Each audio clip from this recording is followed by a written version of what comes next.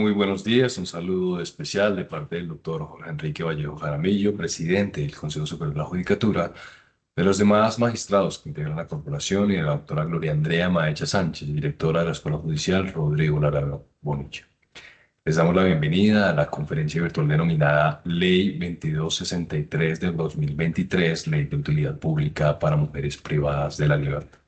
La Ley 2263 del 2023, o Ley de Utilidad Pública para las Mujeres Privadas de la Libertad, surge como parte de un proceso de transformación iniciado con la Constitución de 1991, que abrió el camino para reconocer desigualdades históricas y garantizar una protección reforzada de los marginados.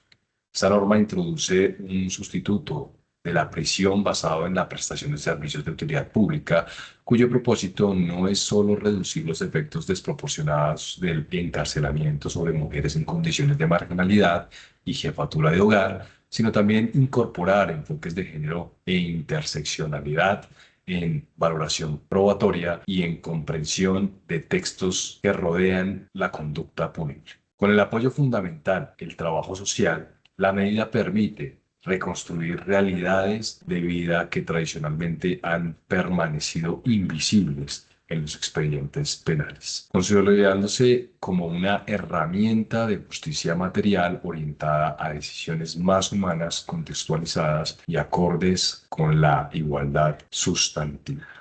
Doctor Andrés Felipe Ortega Erazo, bienvenido. Es un gusto tenerlo con nosotros. Tiene el uso de la palabra.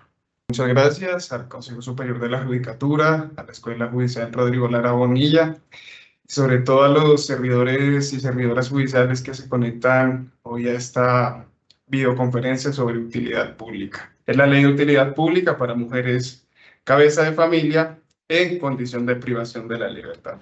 Hablar de utilidad pública en el contexto de la Constitución del 91 es hablar de ese punto de inflexión que tuvo la organización política, social y democrática del Estado. Pues a través de la Constitución del 91 fue que empezaron esos primeros avances y esos primeros reconocimientos a poblaciones que históricamente y mal dicho legítimamente han sido fueron excluidas y siguen siendo excluidas de la creación de políticas públicas, de diferentes normativas, orientadas sobre todo a salvaguardar y a buscar un principio de igualdad efectiva entre todas las poblaciones. Algo muy importante que la Constitución del 91 hizo es no homogeneizar toda la sociedad que habita dentro de la población, pues dentro del país, dentro de la sociedad colombiana.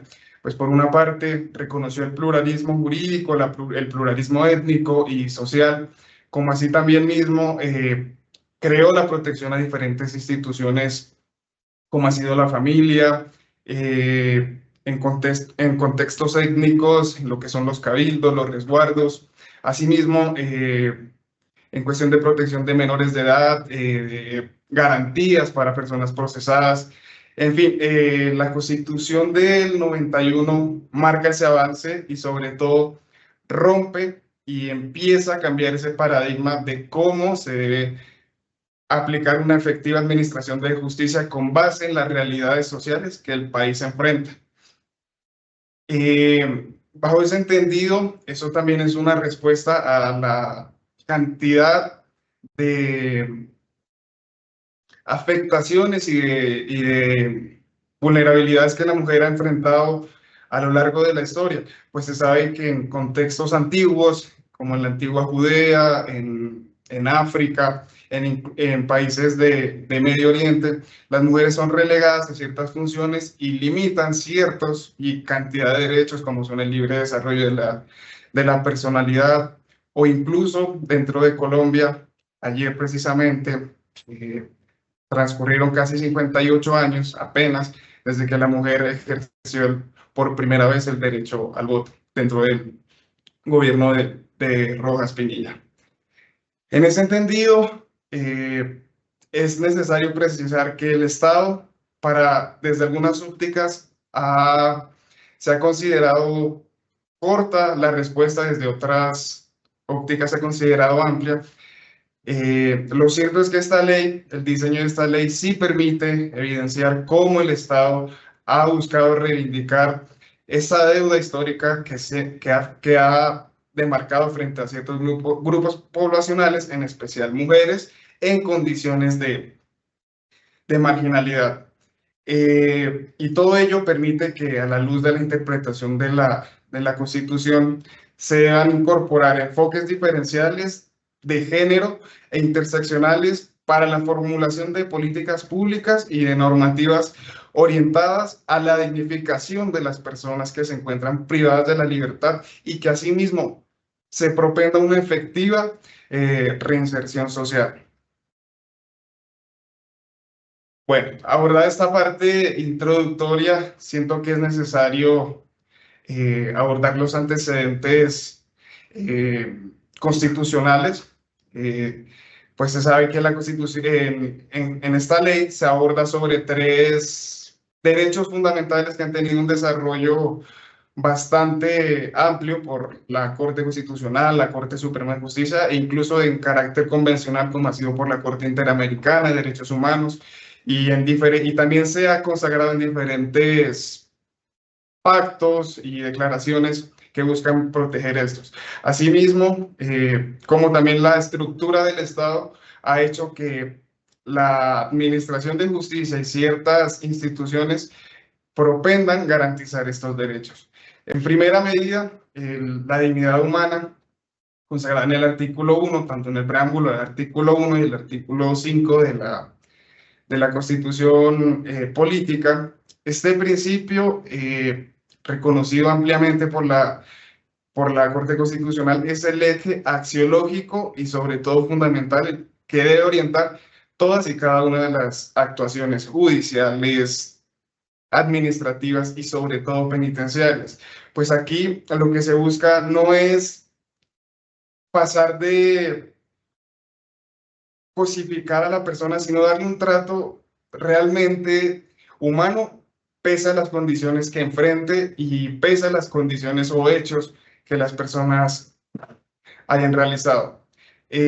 Segundo, la protección especial a grupos, sobre todo desde el principio de igualdad, que es el artículo 13, y también a través del reconocimiento de la familia, que tiene un aspecto importante dentro de esta ley, que más seguido se va a desarrollar, y también el reconocimiento de ciertas comunidades, ciertas poblaciones que históricamente han sido relegadas por el Estado colombiano.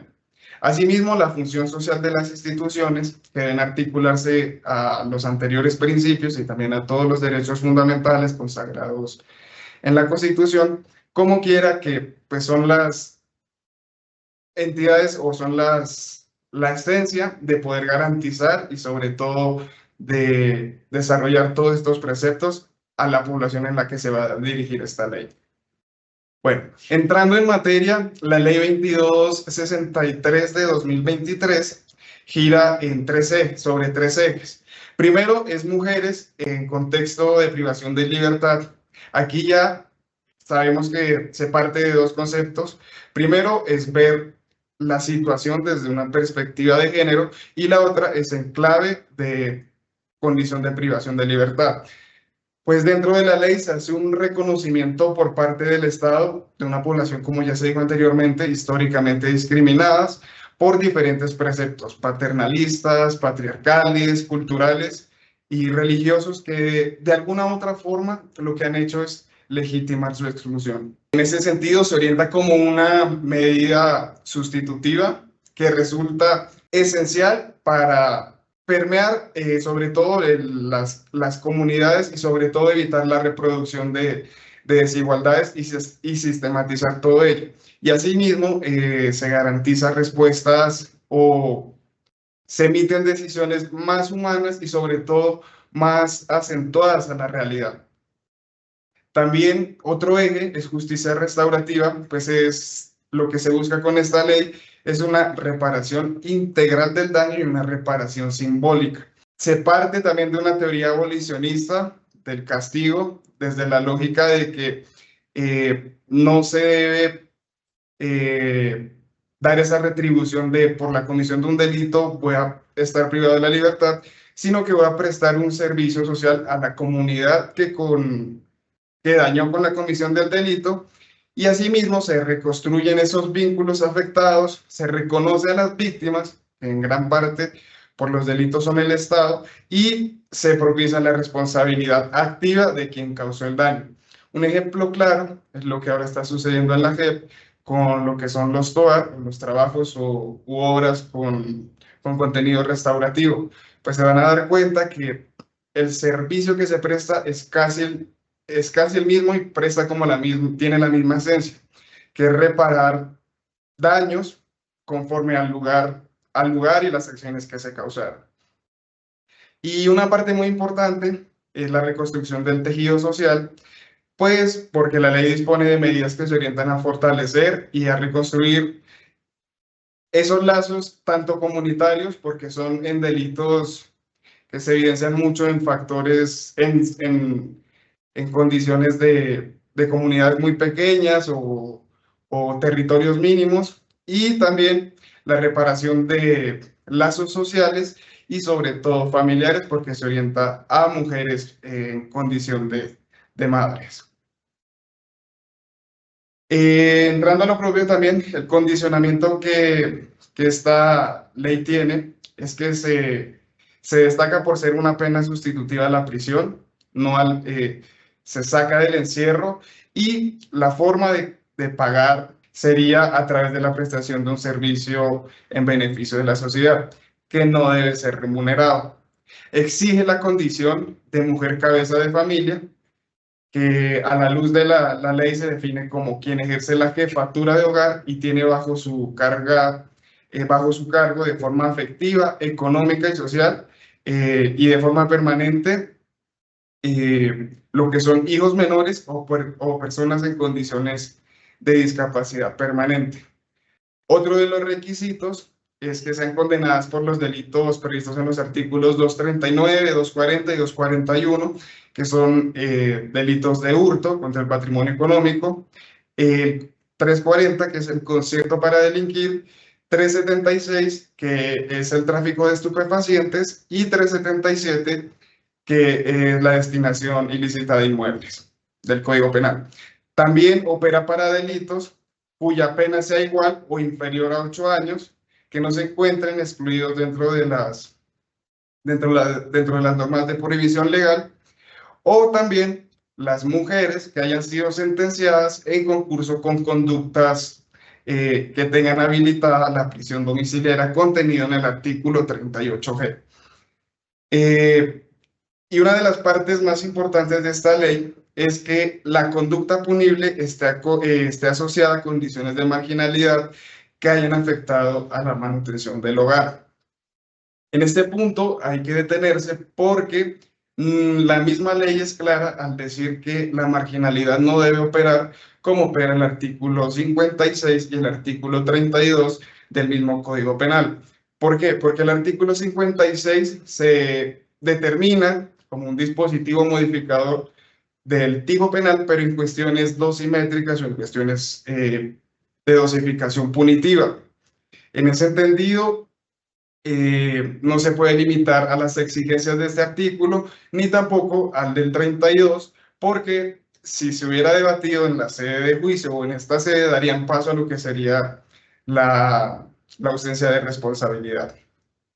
Asimismo, esta ley que exige la elaboración de un plan de trabajo que debe ejecutarse dentro del domicilio donde se cometió el delito en primera medida y también donde se desempeña el núcleo familiar o donde se encuentra el arraigo de la mujer condenada. Y ese plan de trabajo se desarrollará conforme a las directrices de la entidad que tenga convenio con Ministerio de Justicia para la prestación del servicio de utilidad pública. Este último ítem se desarrollará más a fondo con la doctora Flor Ángela, quien es asistente social, y aborda este tema frente a la elaboración del plan de trabajo y las articulaciones que el mismo Estado, a través del Ministerio de Justicia, ha realizado. En pocas palabras, el procedimiento de la ley 2263, dice en su artículo 2, es que se demuestre por cualquier medio de prueba que la comisión del delito esté asociada a condiciones de marginalidad que afecten la manutención del hogar. En ese entendido, se asume que para el procedimiento de estudio de la concesión de utilidad pública se requiere de tres elementos muy importantes. Primero es que la conducta, la conducta punible no esté excluida, como bien se dijo anteriormente. Se ostente la condición de madre cabeza de familia, que tampoco puede ser interpretada a la luz del artículo primero de la Ley 750 de 2002. Y que la marginalidad que esté relacionada con el delito y que haya afectado la manutención del hogar.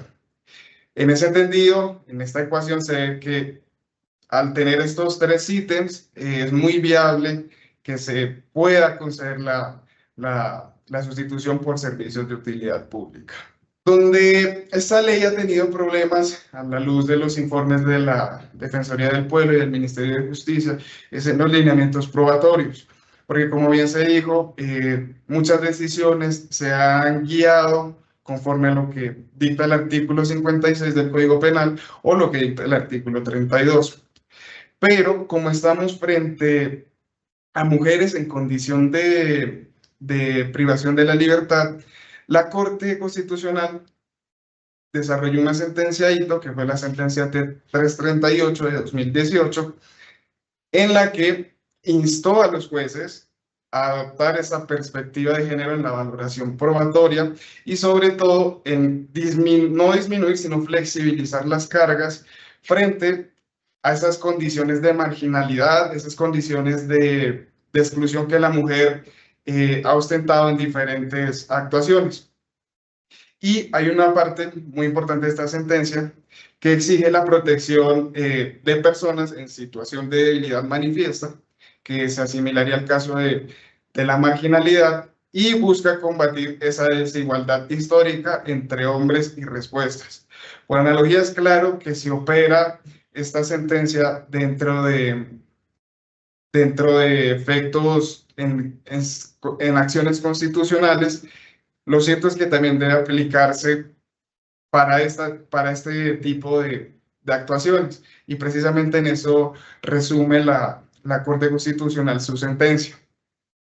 A raíz de esos lineamientos probatorios, surgen dos criterios de interpretación y de evaluación y sobre todo de análisis, que son el enfoque de género y el enfoque interseccional. El enfoque de género es cómo se puede interpretar a la luz de la desigualdad que ha existido entre hombres y mujeres, ciertas cargas que han legitimado, mal dicho,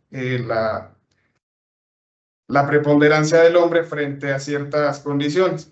Y el enfoque de género permite evidenciar cuáles son las necesidades y desde qué óptica se debe verificar la condición de las mujeres y cómo se enfrentan a esas situaciones de reducción, de afectación y sobre todo de orientación y sobre todo también de cómo las decisiones judiciales están orientadas a resolver tales problemas y cuál es el contenido que ellas tienen. Y el enfoque de interseccionalidad es un enfoque que surge también a raíz del estudio del enfoque de género, que es como ver diferentes categorías de vulnerabilidad se entrelazan entre sí y refuerzan esas condiciones de debilidad manifiesta. En otras palabras, podría decir, como por el simple hecho de ser mujer y estar privada de la libertad, se evidencian dos tipos de vulnerabilidad. Una, la condición de ser mujer, y la otra, la condición de estar privada de la libertad.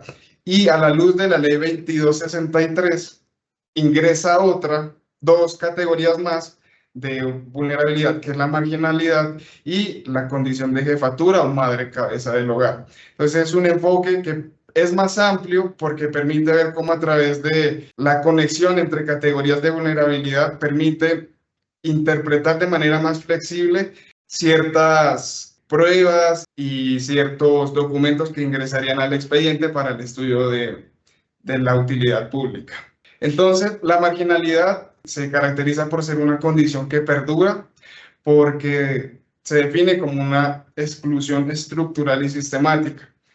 Para la elaboración o la valoración de la marginalidad, se deben abordar ciertas categorías de vulnerabilidad que hacen que existan luces o viabilidad de conocer esa marginalidad.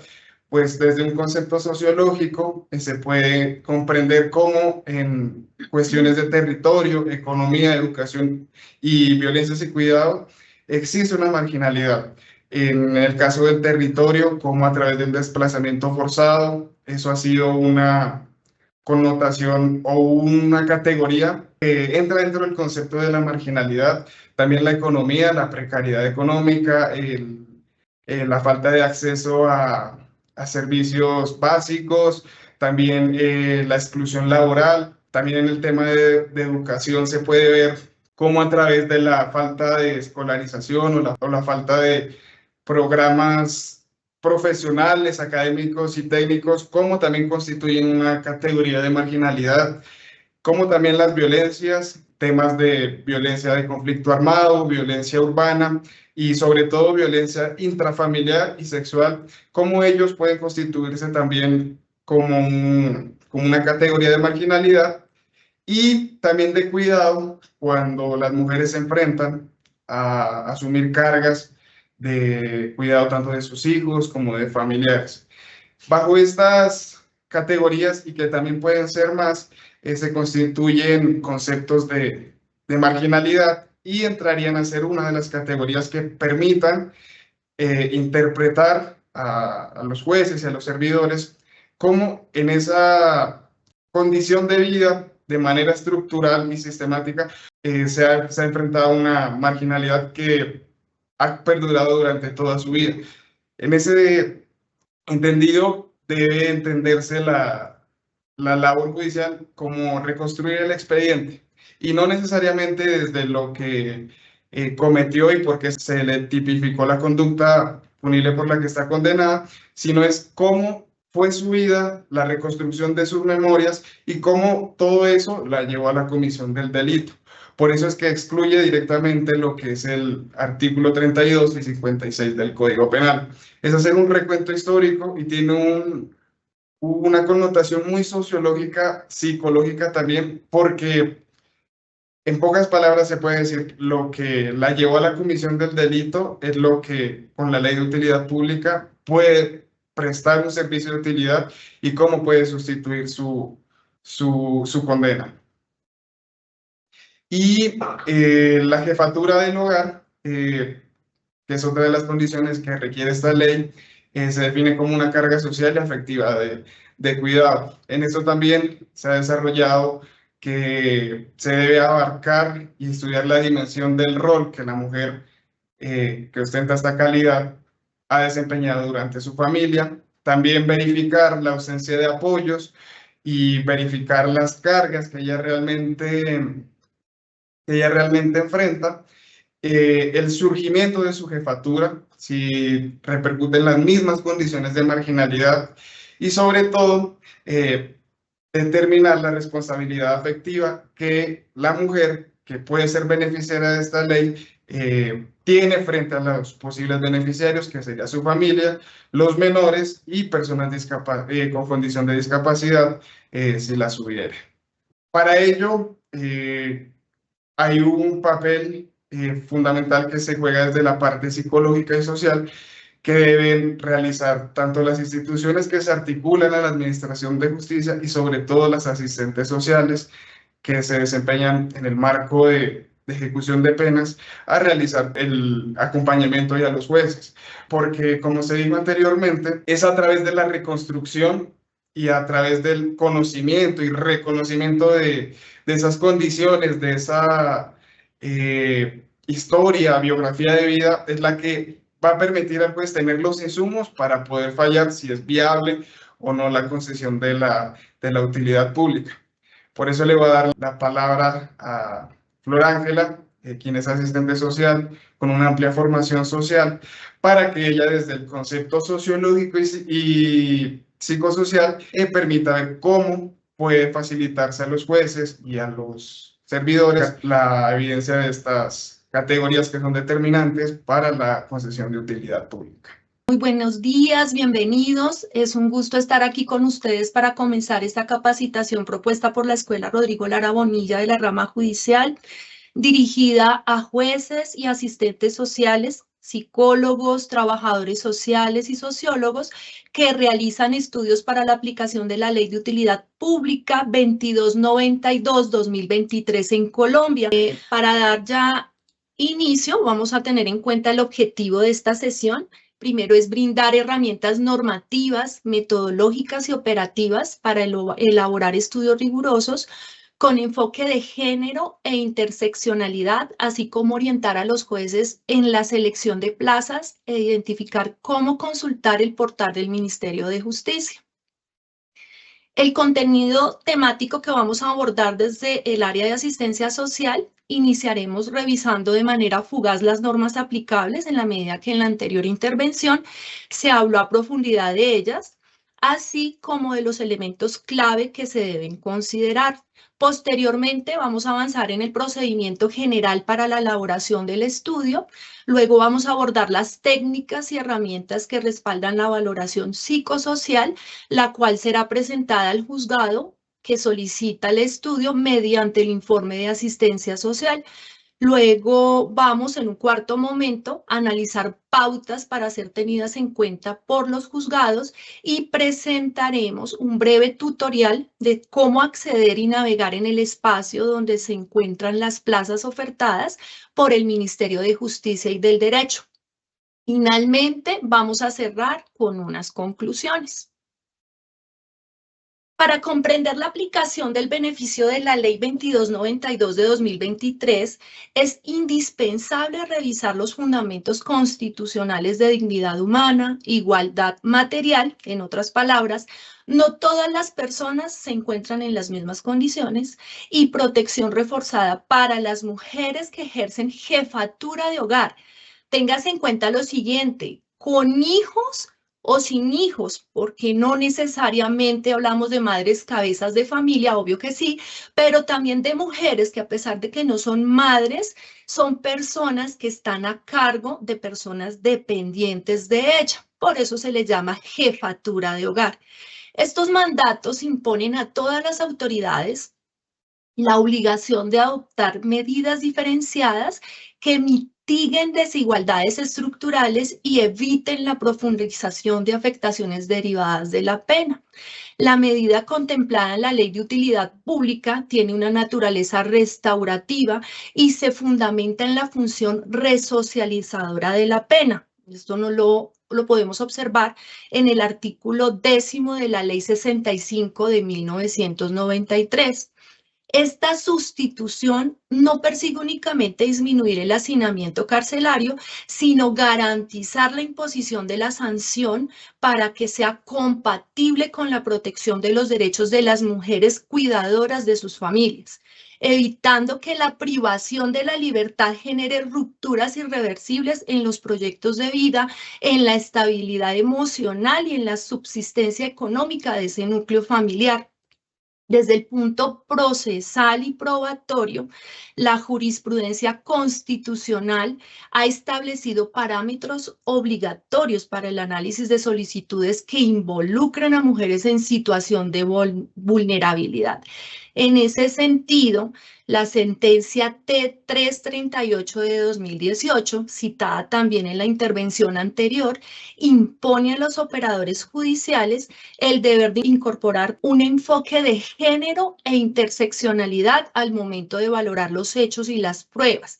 Esto implica descartar presunciones o estándares de sospecha reforzada que históricamente han recaído sobre las mujeres. Para reconocer esas cargas estructurales del cuidado que ellas ejercen, condiciones de pobreza, exclusión educativa y laboral, y analizar cómo dichos factores pueden incidir en las trayectorias delictivas, especialmente cuando están asociadas a economías de supervivencia. En consecuencia, las autoridades judiciales, incluidos los equipos profesionales de asistencia social, debemos realizar un análisis contextual e integral del caso, verificando si la conducta punible estuvo asociada a condiciones de marginalidad que comprometieron la manutención de ese hogar, tal como lo exige el artículo 2 de la Ley 2292 de 2023. Así que este enfoque obliga a reconstruir las circunstancias sociales, económicas y familiares de la mujer condenada, así como también evaluar el impacto de la reclusión en los dependientes de ella y determinar si la medida sustitutiva cumple la finalidad protectora y restaurativa para la cual fue diseñada.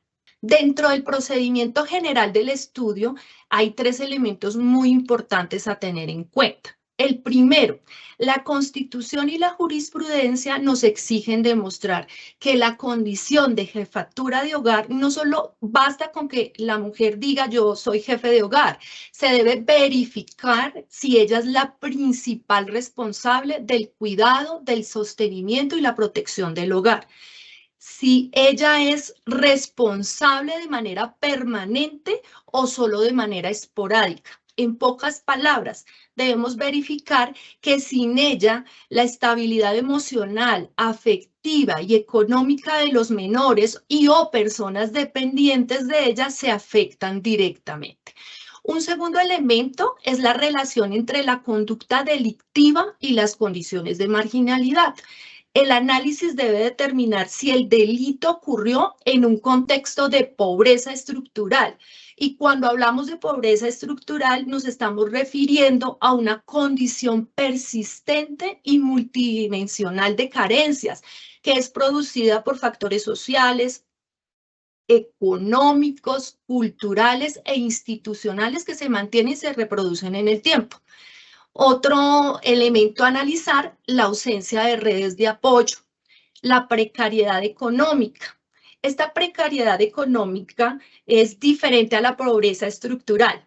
¿En qué sentido? Aquí se alude a ingresos insuficientes, inestables o inciertos, lo que impide garantizar de manera continua las necesidades básicas de la persona y su familia. Estamos hablando de informalidad también laboral, exclusión social o educativa, cargas desproporcionadas de cuidado. Y aquí hacemos referencia a que hay muchísimas mujeres a las cuales les toca asumir de manera única, principal o excesiva la responsabilidad del cuidado de otras personas dependientes, ya sean niños, adultos mayores, personas con discapacidad, enfermos u otros familiares que no le permiten vincularse a un trabajo porque pues no tendrían cómo cumplir un horario, no pueden continuar sus estudios y eso las pone en un factor de vulnerabilidad y de desventaja social. Así que este estudio no trata de justificar el delito, sino de entender si la vulnerabilidad influyó en su comisión, tal como lo exige la Ley de Utilidad Pública. Es decir, se debe verificar si el hecho punible está conectado con contextos de supervivencia, necesidad o precariedad de la mujer. Y un tercer elemento dentro de este procedimiento general de estudio es el arraigo familiar y social, más el impacto en los menores y o personas dependientes. El estudio debe evaluar quiénes dependen de la mujer privada de la libertad, cómo su encarcelamiento afecta la vida de los menores o dependientes, si existen redes de familiares, estables con su familia extensa, si hay soporte emocional, económico y comunitario, si el retorno al hogar beneficia el proyecto de vida de esos hijos o de esas personas dependientes de la sancionada. En síntesis, se analiza cómo la privación de la libertad rompe el tejido familiar y si el beneficio restaurativo de la utilidad pública permite reparar. Vamos a pasar a las técnicas o herramientas concretas que podemos utilizar desde el trabajo social, desde lo psicológico y desde lo sociológico que nos apoyarían para documentar nuestro estudio. Estas son algunas que se proponen, pero cada profesional de asistencia social, desde su experticia, puede determinar qué otras más podría implementar o cuáles definitivamente no utilizar. Entonces encontramos la entrevista semiestructurada para implementarla en la visita a la persona privada de la libertad, a la mujer privada de la libertad, y también para la visita a su núcleo familiar de conformidad a lo que nos ordene el auto del juzgado que requiere el estudio. Es importante tener en cuenta la historia de vida de la privada de la libertad, observación directa, recolección de documentos, la herramienta del genograma como representación gráfica del núcleo familiar y sus relaciones, el ecomapa, un diagrama que muestra la relación de la persona o familia con su entorno externo, con instituciones, subsidios, relación con la comunidad. Las entrevistas colaterales con vecinos para una verificación comunitaria. Ahí encontramos y recepcionamos testimonios sociales que tienen de manera cercana y nos dan como veracidad lo que han observado de esta mujer en su rol de jefe de hogar, y también entrevistas colaterales cuando se requiere con la familia extensa a fin de indagar cuál es esa red de apoyo. Les voy a presentar un ejemplo de lista de chequeo al momento de que comencemos a hacer nuestro estudio.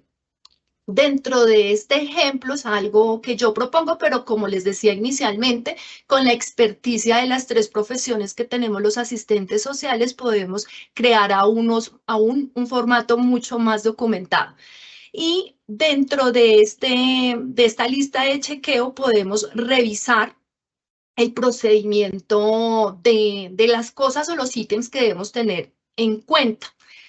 La documentación base que debemos consultar en entrevista con la PPL, con la familia principal, con la familia extensa y con los vecinos, los ítems que debemos tener en cuenta para indagar, y después de reunir toda esta información podemos pasar al análisis, a lo que vamos a consignar en nuestro informe, y desde esa construcción, desde esa narrativa profesional, debemos tener en cuenta el enfoque de género, la interseccionalidad y las vulnerabilidades.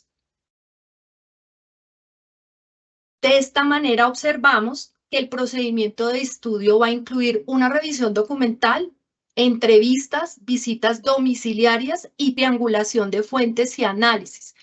Como la valoración debe incorporarse el enfoque de género e interseccionalidad, preguntamos no solo qué pasó, sino por qué y en qué condiciones. No solo miramos el delito, sino el contexto estructural, social y familiar en el que ocurrió. Y cuando hablamos del enfoque de género, debemos tener en cuenta lo siguiente: las cargas de cuidado.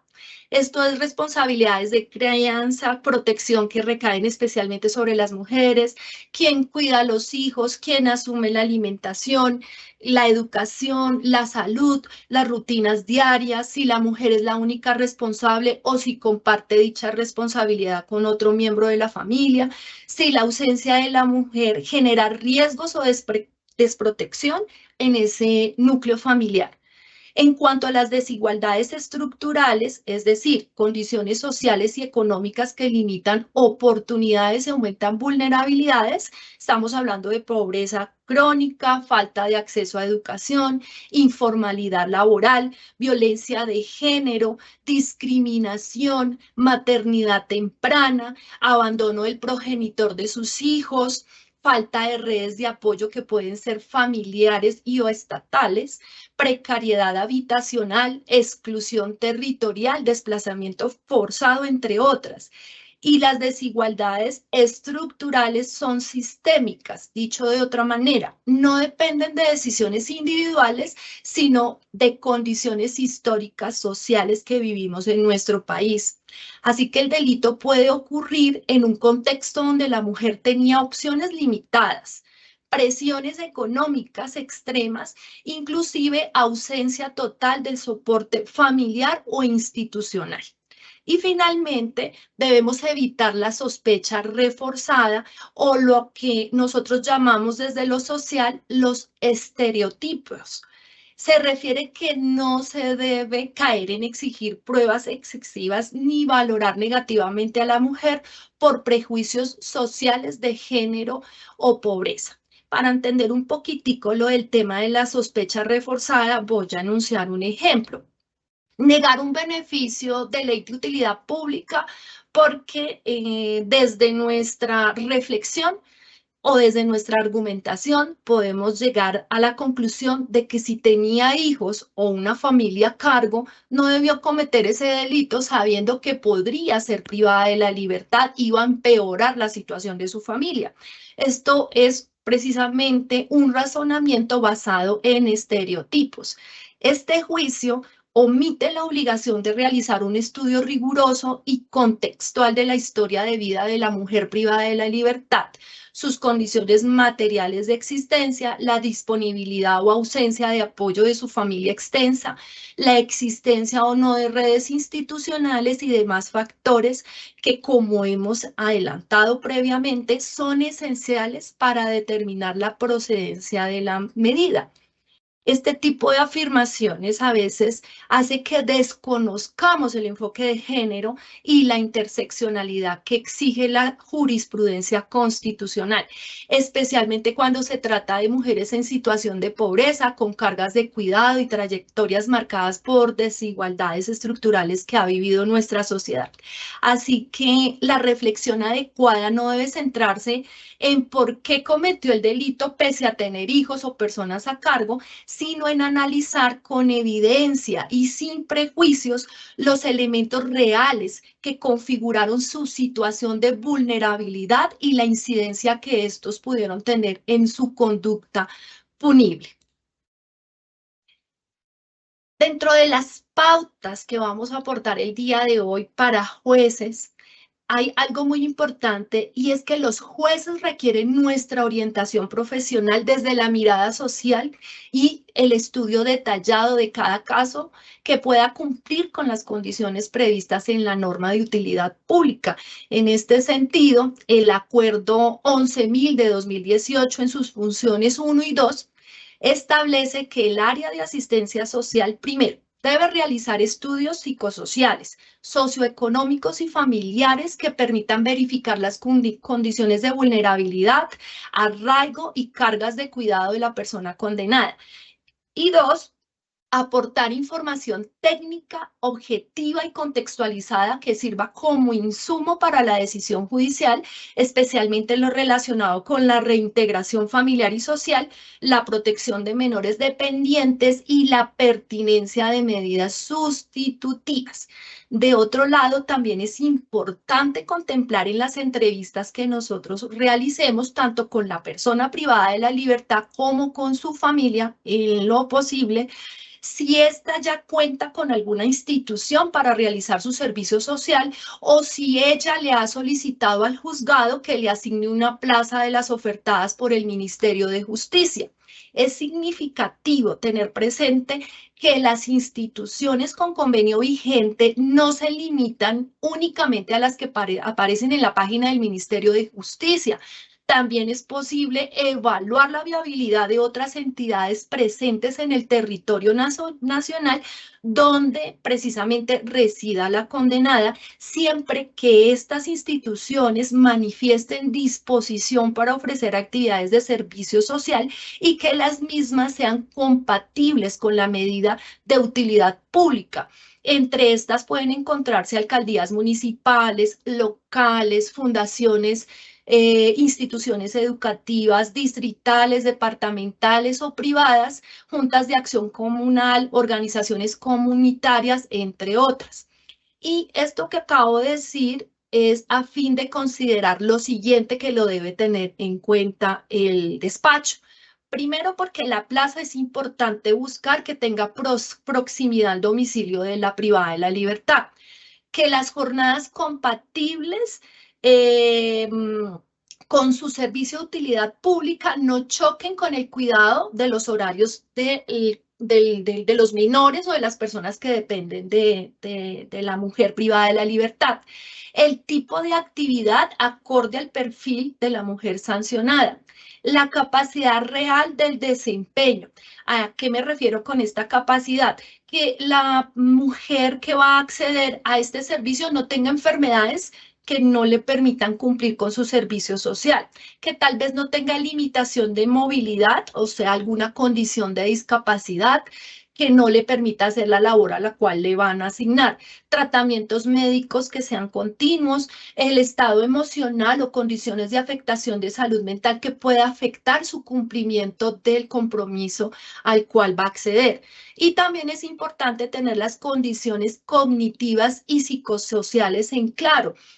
¿Cuál es el nivel educativo de la persona que quiere acceder a esta medida sustitutiva? ¿Qué habilidades básicas cuenta para poder realizar esa tarea asignada? Y si tiene esa capacidad para interactuar en entornos comunitarios. Si bien es cierto, algunas instituciones, fundaciones y entidades las preparan previo a que comiencen a ejercer su labor social, es importante que sepan con qué base cuentan a fin de que puedan empoderar a estas mujeres. ¿Y esto para qué? Para que esa capacidad real de desempeño permita que la persona que accede a este beneficio pueda cumplir con esas actividades de utilidad pública de forma segura, continua y acorde a sus condiciones personales familiares a fin de evitar que se interrumpa el proceso de resocialización o que se aumente la vulnerabilidad porque esta mujer no pueda dar cumplimiento a su labor social y se le revoque la medida. Bueno, ustedes observan en la diapositiva un QR, el cual pueden escanear desde la herramienta de sus celulares para la lectura. Allí van a encontrar un listado de las instituciones con las que cuenta el Ministerio de Justicia por el momento. No obstante, voy a transmitirles un video corto donde el Ministerio de Justicia nos da un tutorial práctico de cómo ingresamos a las plazas que existen, cómo las seleccionamos, y cómo las separamos como tal. El video lo voy a iniciar en este momento. Le damos la bienvenida al video tutorial sobre el sistema de información de la Ley de Utilidad Pública. Presentaremos qué es el sistema de información de utilidad pública y cuál es la funcionalidad que presta para los jueces de la República, cómo ingresar al sistema de información, cómo saber cuáles son las plazas disponibles para que las mujeres presten sus servicios de utilidad pública según el municipio de residencia y finalmente cómo reservar y asignar una plaza cuando el juez haya concedido la medida. Comencemos. La Ley 2292 de 2023 de Utilidad Pública fue reglamentada mediante el Decreto 1451 de 2023. Crea el primer mecanismo de alternatividad penal con enfoque de género. La aplicación de la medida solo podrá ser autorizada por un juez de la República. Entonces, ¿para qué sirve el sistema de información de utilidad pública? Esta herramienta permite que los jueces consulten y asignen plazas a las mujeres beneficiadas por la pena sustitutiva. Para empezar, debe ingresar por la página www.minjusticia.gov.co. A continuación, debe seleccionar el botón que aparece en el segundo nivel de esta página. Esta opción le llevará al sitio web que contiene toda la información sobre la Ley de Utilidad Pública. Debe seleccionar el botón que dice Sistema de Información Utilidad Pública para Jueces en color amarillo. El Ministerio de Justicia y del Derecho asignó un usuario y contraseña para cada juzgado del país. Esta información se encuentra en la bandeja de entrada del correo electrónico institucional de su respectivo juzgado. Debe ingresar las credenciales de acceso asignadas. Al seguir los pasos de ingreso, usted ya está navegando por el Sistema de Información de Utilidad Pública. En la parte superior de la ventana se encuentran los filtros que le permitirán saber cuáles son las plazas disponibles por departamento y municipio. Además, podrá filtrar por estado de los convenios para conocer cuáles se encuentran suscritos y cuáles en proceso de suscripción. Recuerde que solo puede reservar plazas cuando existe un convenio suscrito.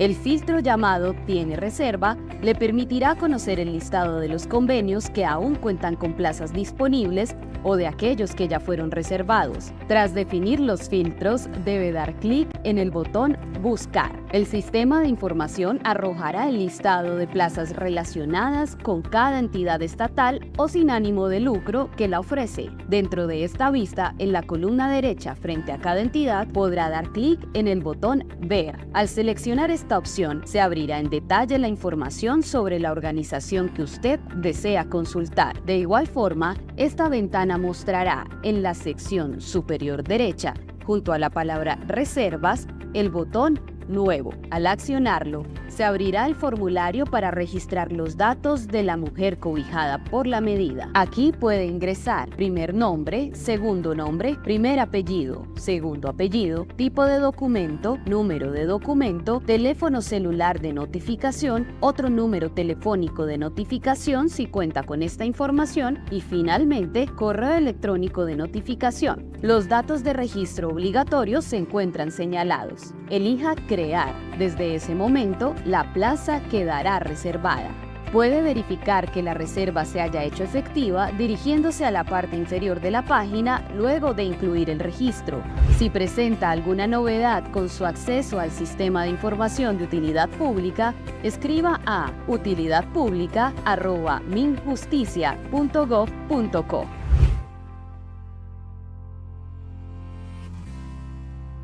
Ministerio de Justicia. Cuando cambiamos, todo se transforma.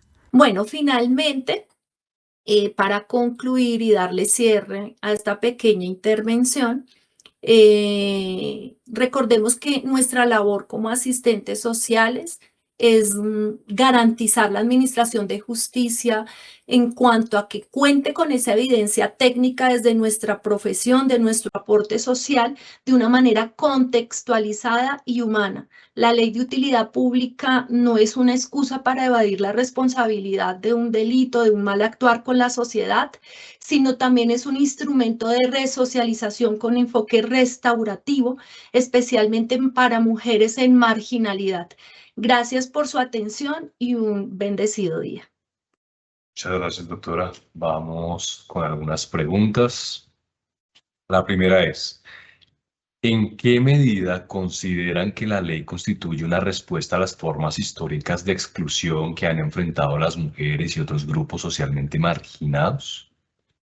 Especialmente es una respuesta y es un gran avance en cuestión normativa, porque se hace un triple reconocimiento. Primero a las mujeres, segundo a la condición de jefatura de hogar y sobre todo a las condiciones estructurales que ostentan ciertas personas y hacen que sean marginales. En ese entendido es una respuesta amplia, con enfoque de género, con enfoque de interseccionalidad y que reivindica al Estado con esa deuda histórica que tiene frente a ciertos grupos poblacionales. Muchas gracias, doctor. Tenemos una segunda pregunta. ¿De qué manera esta medida, en armonía con lo dispuesto por la sentencia SU 122 del 2022, podría contribuir a la superación del estado de cosas inconstitucional en el sistema penitenciario? Desde la lógica del estado de cosas inconstitucionales con una falla propia de la estructura del sistema penitenciario y en armonía con la sentencia, es claro que con esta ley va a haber un evidente deshacinamiento carcelario y sobre todo se adaptan los propios lineamientos que la Corte Constitucional ha dispuesto en actuaciones penitenciarias y sobre todo en actuaciones judiciales. ¿Por qué? Porque se va a dar un reconocimiento y un enfoque restaurativo a través de esta ley. Hay una racionalización del derecho penal y también se sale de esa mínima intervención de limitar o restringir el derecho a la libertad de las personas. Y sobre todo porque presta un servicio social que desde ciertas entidades también se articula a las mismas autoridades penitenciarias, autoridades policiales o también a servicios comunitarios para población privada de la libertad. Entonces, desde esa falla propia del sistema, contribuye a deshacinar y a prestar un servicio social que puede prestarse a las personas que aún permanecen recluidas. Gracias, doctor. Tenemos una pregunta para la doctora Flor Ángela. ¿Cuál consideran que puede ser el impacto social, personal y comunitario de los trabajos sociales que desarrollen las beneficiarias de esta ley? El impacto es en cuanto a que las actividades de utilidad pública permiten que la sanción deje de ser solamente un castigo y se convierta en un proceso de reparación, de participación, de reintegración y de transformación social, tanto para la mujer como para su familia y su comunidad. Y este impacto puede ser muy positivo en 3 aspectos de la vida. El personal, porque fortalece la responsabilidad, la autoestima y el proyecto de vida de esa beneficiaria. El otro aspecto es desde lo familiar, porque evita las rupturas con sus hijos o con personas que dependen de ella, y esto va a reducir esos riesgos emocionales y sociales que vive la familia. Y finalmente en la comunidad, porque aporta servicios reales a instituciones locales y disminuye los estigmas y fortalece el tejido social con esta actuación de una labor social que permita que está haciendo algo en cuanto a reparar lo que no estuvo bien y cuando afectó una comunidad como tal con su acto delictivo. Expresamos nuestro agradecimiento especial a los doctores, al doctor Andrés Felipe Ortega Erazo y a la doctora Flor Ángela Pavón por su gran ayuda y la información que nos brindaron en esta actividad. Agradecemos a los servidores y servidoras judiciales, así como todas las personas que actúan en el sector justicia, por haberse conectado a esta conferencia virtual. Los invitamos a que nos sigan a través de redes sociales como Escuela Judicial Rodrigo Lara Bonilla. Recuerden que en nuestro canal institucional de YouTube encontrarán las grabaciones de las videoconferencias realizadas anteriormente, las cuales pueden contribuir a su quehacer judicial. Muchas gracias y feliz día.